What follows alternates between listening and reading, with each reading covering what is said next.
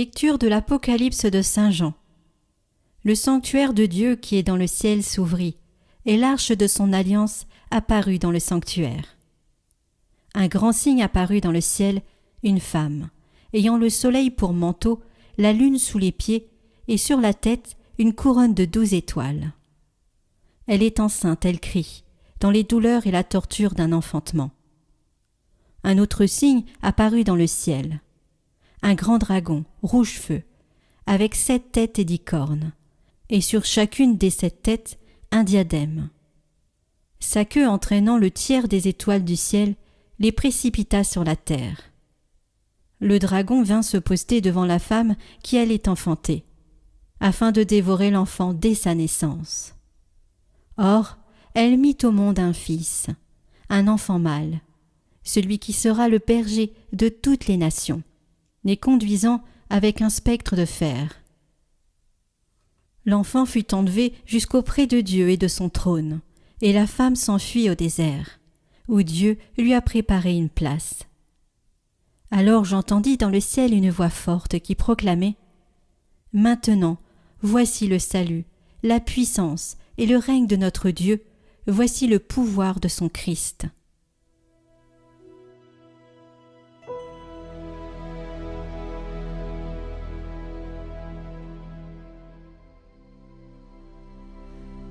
Debout, à la droite du Seigneur, se tient la reine toute parée d'or.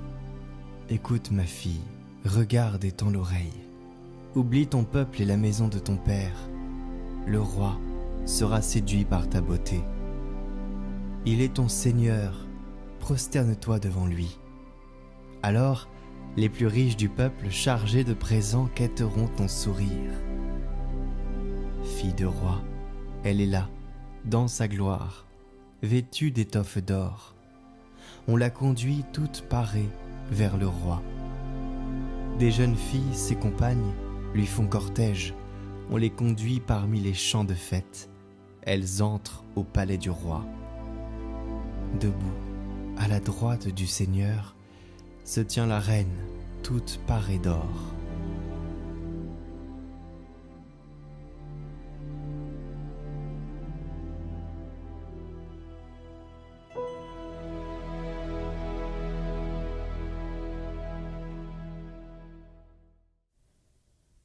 Lecture de la première lettre de saint Paul apôtre aux Corinthiens.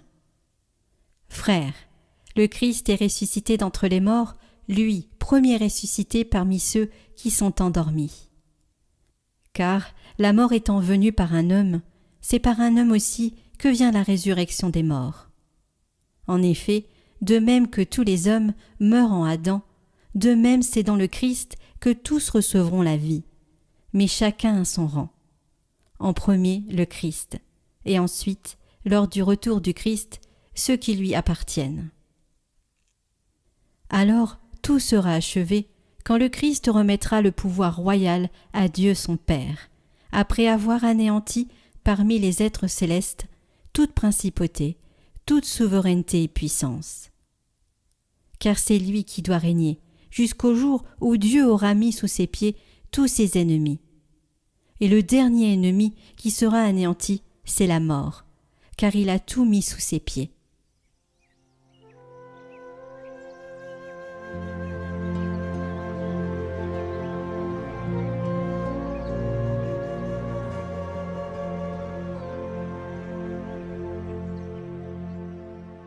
Évangile de Jésus-Christ selon saint Luc. En ces jours-là, Marie se mit en route et se rendit avec empressement vers la région montagneuse, dans une ville de Judée. Elle entra dans la maison de Zacharie et salua Élisabeth. Or, quand Élisabeth entendit la salutation de Marie, l'enfant tressaillit en elle. Alors, Élisabeth fut remplie d'Esprit Saint et s'écria d'une voix forte : « Tu es bénie entre toutes les femmes, et le fruit de tes entrailles est béni. D'où m'est-il donné que la mère de mon Seigneur vienne jusqu'à moi ? Car lorsque tes paroles de salutation sont parvenues à mes oreilles, l'enfant a tressailli d'allégresse en moi. Heureuse celle qui a cru à l'accomplissement des paroles qui lui furent dites de la part du Seigneur. » Marie dit alors : Mon âme exalte le Seigneur. Exulte mon esprit en Dieu mon Sauveur.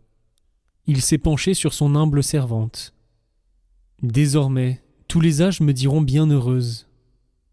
Le Puissant fit pour moi des merveilles. Saint est son nom. Sa miséricorde s'étend d'âge en âge sur ceux qui le craignent. Déployant la force de son bras, il disperse les superbes. Il renverse les puissants de leur trône. Il élève les humbles. Il comble de bien les affamés, renvoie les riches les mains vides. Il relève Israël son serviteur. Il se souvient de son amour, de la promesse faite à nos pères, en faveur d'Abraham et sa descendance à jamais. Marie resta avec Élisabeth environ 3 mois, puis elle s'en retourna chez elle.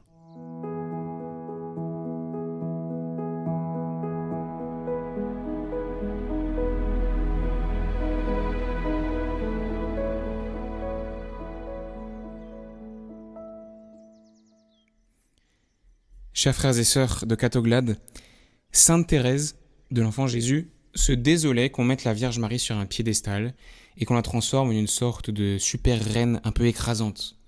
Dans ses derniers entretiens avant de mourir, elle a même dit « Bien sûr que la Vierge est reine du ciel et de la terre, mais elle est plus mère que reine. » Alors, en contemplant aujourd'hui Marie montée au ciel en son âme et en son corps, eh bien on pourrait être tenté justement de la mettre sur un piédestal, d'interpréter cette glorification qu'elle reçoit aujourd'hui dans cette fête de l'Assomption comme un signe qu'elle est loin de nous et de notre condition de pauvres pécheurs marqués par la faiblesse ici-bas. C'est donc la grande question que je vous propose de nous poser dans notre méditation à l'occasion de cette solennité de l'Assomption. L'Assomption de Marie l'éloigne-t-elle de nous ? On pourrait avoir cette impression parce qu'elle monte au ciel, elle quitte la terre, elle rentre avec son corps dans une dimension qui ne nous est pas encore accessible, l'éternité, le fait de vivre en présence de Dieu et de contempler le Seigneur.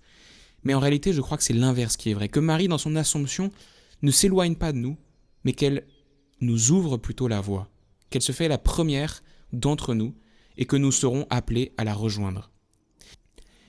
La victoire de Jésus sur la mort n'est pas théorique ou abstraite.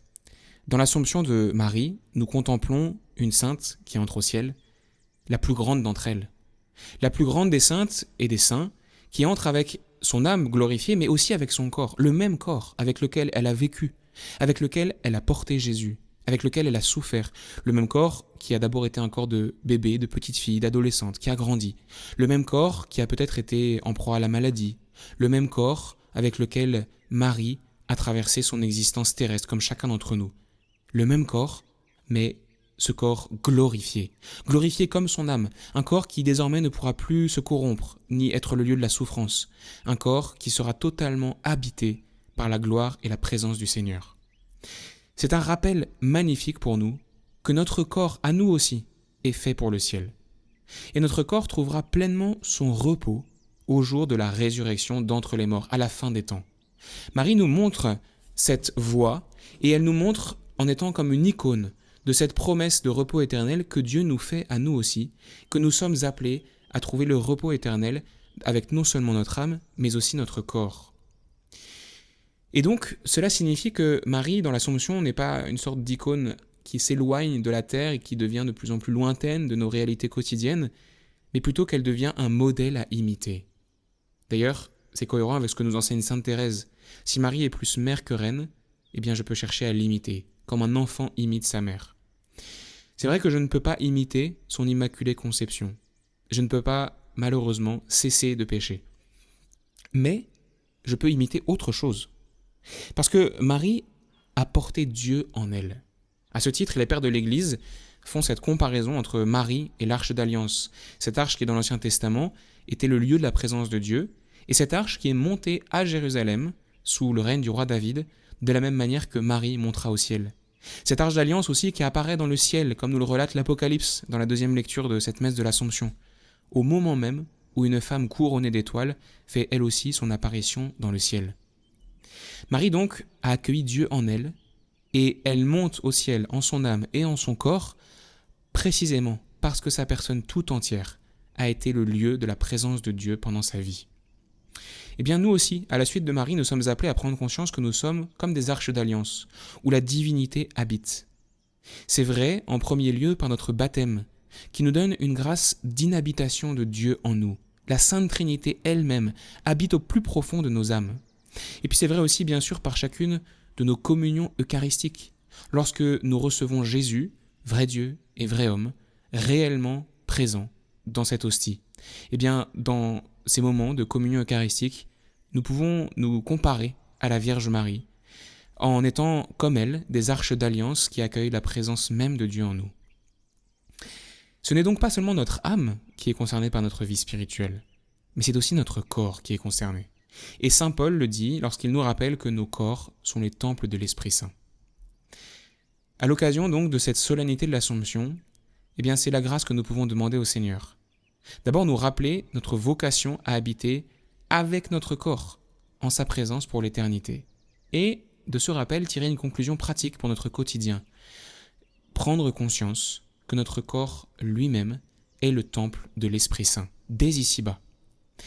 Tout cela peut changer notre manière de regarder notre corps. Tout cela nous interdit, par exemple, de détester ou de mépriser notre corps. Tout cela nous interdit de maltraiter notre corps. Tout cela nous interdit aussi de traiter notre corps comme un objet avec indifférence, en estimant que ce que nous faisons avec notre corps n'impacte pas notre personne tout entière. Tout cela aussi est un chemin de joie.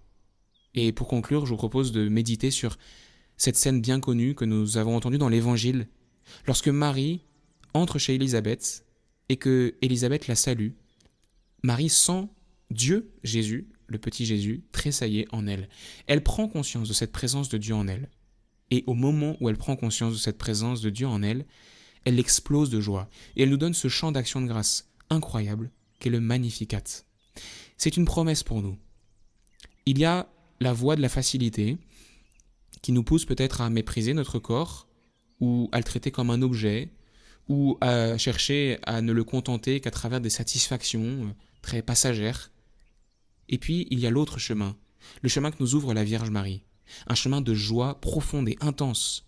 Ce chemin qui nous apprend petit à petit, patiemment, pas après pas, à considérer notre corps comme le temple de l'Esprit Saint, à considérer que par la grâce de notre baptême, par chacune de nos communions eucharistiques et puis tout simplement par chaque grâce que nous pouvons recevoir dans chacune de nos prières, à chaque fois que nous tournons notre cœur vers Dieu, eh bien que Dieu habite en nous, réellement.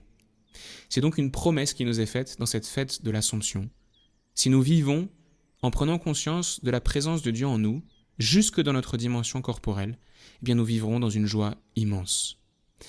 Alors, chers frères et sœurs, en attendant le jour bienheureux de la résurrection d'entre les morts, lorsque nous-mêmes nous récupérerons notre corps glorieux qui sera réuni avec notre âme, lorsque nous pourrons à nouveau nous serrer dans les bras les uns des autres, lorsque nous pourrons adorer Dieu avec non seulement toute notre âme, mais aussi tout notre corps, lorsque nous pourrons goûter les fruits de cette présence de Dieu dès ici-bas par la grâce dans nos cœurs, lorsque nous pourrons louer le Seigneur avec notre bouche, avec notre voix, eh bien en attendant ce jour bienheureux, empruntons à la suite de Marie ce chemin de joie profonde et intense par lequel nous aimons notre corps, par lequel nous le traitons comme le temple de l'Esprit Saint et par lequel, petit à petit, nous demandons au Seigneur de venir habiter en nous et déployer la puissance de sa grâce jusque dans notre dimension corporelle.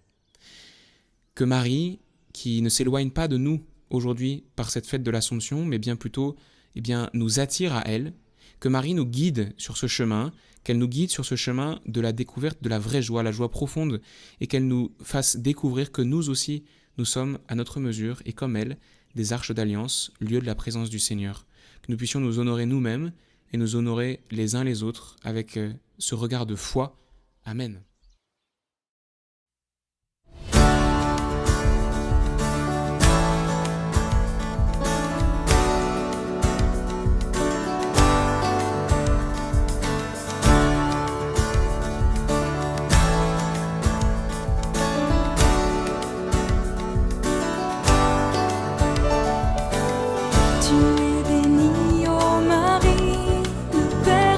Choisi, tu consules Emmanuel.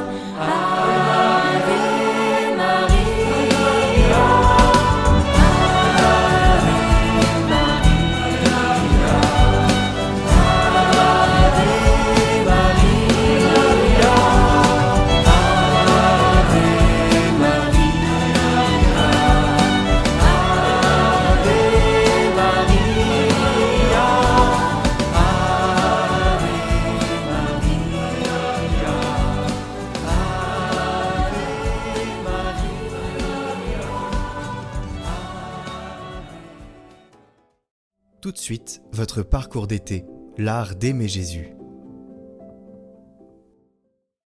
Samedi 15 août. La douceur comme rempart et remède à la colère. Saint Bernard a écrit « L'œil troublé par la colère ne voit pas juste. La vue ainsi offusquée ne discerne plus ce qui est juste et ce qui est injuste. Ce que la passion est un voile qui se place devant nos yeux et nous empêche de percevoir distinctement le bon droit. Aussi devons-nous conclure le même pacte que saint François de Sales. J'ai, disait-il, fait un pacte avec ma langue. C'est qu'elle se taira tant que mon cœur sera ému. Elle se taira tant que mon cœur sera ému. Mais ne semble-t-il pas toutefois qu'il soit nécessaire de remettre à sa place un insolent par quelques mots bien sentis? David a bien dit « Mettez-vous en colère et ne péchez point ». Il doit donc être permis quelquefois de se fâcher, pourvu que ce soit sans offense de Dieu. Oui, mais c'est là le point difficile. En théorie, il est des cas où il pourra paraître expédient de parler ou de répondre avec sévérité à certains pour les ramener dans le devoir. En pratique, il est difficile de le faire sans commettre quelque faute. Aussi, le plus sûr est de ne jamais se départir de la douceur dans les avertissements ou les répliques et de se tenir en garde contre toute émotion. Même persuadé d'avoir raison, souvent, le parti le plus sûr pour nous, c'est d'attendre que la poussière retombe, que la température baisse, pour être sûr que ce n'est pas la passion, mais la raison et le désir sincère du bien du prochain qui animent nos réponses. Prions avec saint François pour demander l'art de faire nos remarques avec douceur. Ô Dieu de tout amour, ô Seigneur des cieux d'en haut, vos traits sont si doux, si gracieux à regarder, qu'un seul regard serait une béatitude ineffable. Vous êtes béni, vous êtes le seul, l'unique qui peut combler mon cœur de son amour. Ô beauté suprême, ô splendeur infinie, source intarissable et océan de délices, ô vie qui me fait vivre ma véritable vie d'en haut, je vous donne, Seigneur, mon amour tout entier. Amen.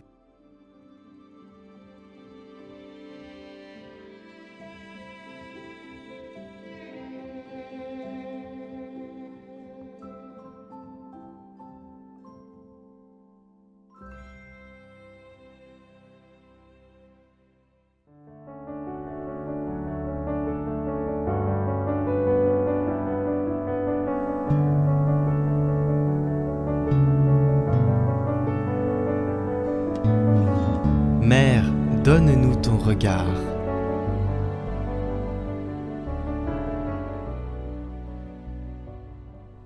Au nom du Père, du Fils et du Saint-Esprit. Amen. 9e jour. L'espérance. La vie de Notre-Dame est un beau pèlerinage de l'espérance. Celle-ci est renouvelée dans la compagnie du ressuscité. Le mystère de l'Assomption de Notre-Dame est essentiellement un mystère d'espérance, avant tout parce qu'il nous enseigne à regarder et à désirer ardemment ce qui est définitif. Notre monde a besoin d'une espérance qui le mette en route vers ce qui est pleinement bon, vers la jouissance de Dieu, vers la communion de la rencontre, vers la construction d'une société définitivement nouvelle, vers la possession du ciel nouveau et de la terre nouvelle où habitera la justice. Marie accompagne notre propre pèlerinage terrestre dans l'espérance de la rencontre du Seigneur. Nous avons la certitude qu'elle nous donne constamment à Jésus, qu'elle nous aide à découvrir quotidiennement son visage et à nous appuyer sur sa fidélité. Elle nous montrera, à la fin de notre pèlerinage, le fruit béni de son sein.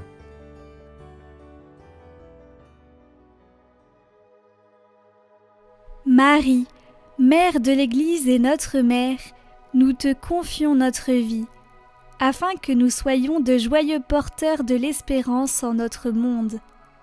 Nous te confions notre mort, afin qu'elle soit une joyeuse naissance au ciel, dans tes bras et ceux de Jésus le Christ notre Seigneur, qui vit pour les siècles des siècles. Amen.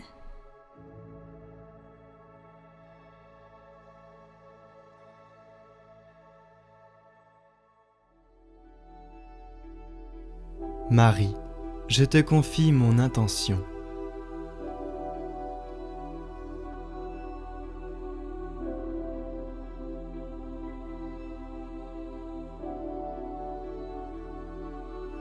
Je te confie aussi la prière de mes frères et sœurs qui te prient à mes côtés avec cette neuvaine. Je te confie leurs intentions. Que la charité, l'espérance et la foi emplissent leur cœur et leur vie.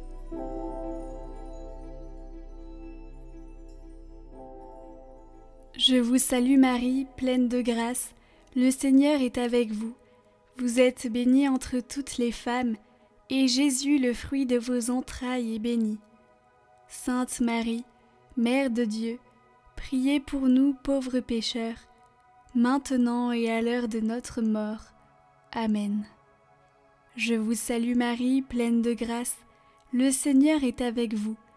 Vous êtes bénie entre toutes les femmes, et Jésus, le fruit de vos entrailles, est béni. Sainte Marie, Mère de Dieu, priez pour nous pauvres pécheurs, maintenant et à l'heure de notre mort. Amen. Je vous salue Marie, pleine de grâce, le Seigneur est avec vous. Vous êtes bénie entre toutes les femmes, et Jésus, le fruit de vos entrailles, est béni. Sainte Marie, Mère de Dieu, priez pour nous pauvres pécheurs, maintenant et à l'heure de notre mort. Amen. Je vous salue Marie, pleine de grâce, le Seigneur est avec vous. Vous êtes bénie entre toutes les femmes, et Jésus, le fruit de vos entrailles, est béni. Sainte Marie, Mère de Dieu, priez pour nous pauvres pécheurs, maintenant et à l'heure de notre mort. Amen. Je vous salue Marie, pleine de grâce, le Seigneur est avec vous. Vous êtes bénie entre toutes les femmes, et Jésus, le fruit de vos entrailles, est béni. Sainte Marie, Mère de Dieu, priez pour nous pauvres pécheurs, maintenant et à l'heure de notre mort. Amen. Je vous salue Marie, pleine de grâce, le Seigneur est avec vous. Vous êtes bénie entre toutes les femmes, et Jésus, le fruit de vos entrailles, est béni.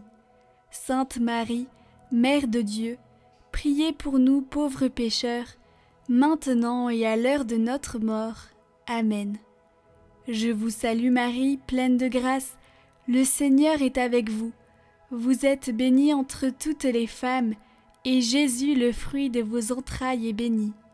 Sainte Marie, Mère de Dieu, priez pour nous pauvres pécheurs, maintenant et à l'heure de notre mort. Amen. Je vous salue Marie, pleine de grâce, le Seigneur est avec vous. Vous êtes bénie entre toutes les femmes, et Jésus, le fruit de vos entrailles, est béni. Sainte Marie, Mère de Dieu, priez pour nous pauvres pécheurs, maintenant et à l'heure de notre mort. Amen. Je vous salue Marie, pleine de grâce, le Seigneur est avec vous. Vous êtes bénie entre toutes les femmes, et Jésus, le fruit de vos entrailles, est béni. Sainte Marie, Mère de Dieu, priez pour nous pauvres pécheurs, maintenant et à l'heure de notre mort. Amen. Je vous salue Marie, pleine de grâce, le Seigneur est avec vous. Vous êtes bénie entre toutes les femmes, et Jésus, le fruit de vos entrailles, est béni. Sainte Marie, Mère de Dieu, priez pour nous pauvres pécheurs, maintenant et à l'heure de notre mort. Amen. Gloire au Père et au Fils et au Saint-Esprit, comme il était au commencement, maintenant et pour les siècles des siècles. Amen.